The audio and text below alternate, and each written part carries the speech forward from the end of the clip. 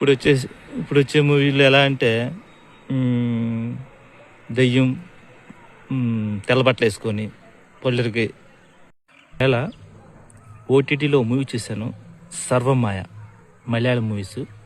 ఈ మలయాళం మూవీస్ అంటే అన్ని న్యాచురల్గా స్టోరీలు ఉంటాయి, అన్నీ కూడా టాఫే ఉంటాయి ఆల్మోస్ట్. ఎలా ఉంటాయంటే స్టోరీలు మన ఊర్లో జరిగినట్టు, మన ఇంట్లో జరిగిన, పక్కింట్లో జరిగినట్టు స్టోరీలు ఉంటాయి, అవి న్యాచురల్గా ఉంటాయి.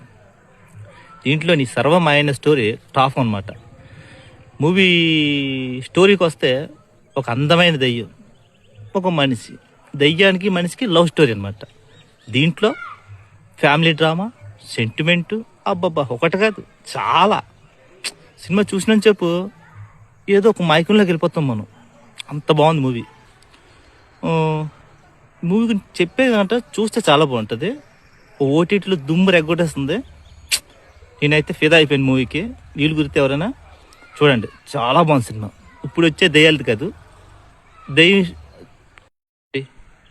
మూవీలో కామెడీ కూడా అదిరిపోయింది. మనిషిని చూసి దెయ్యం భయపడుతుంటుంది.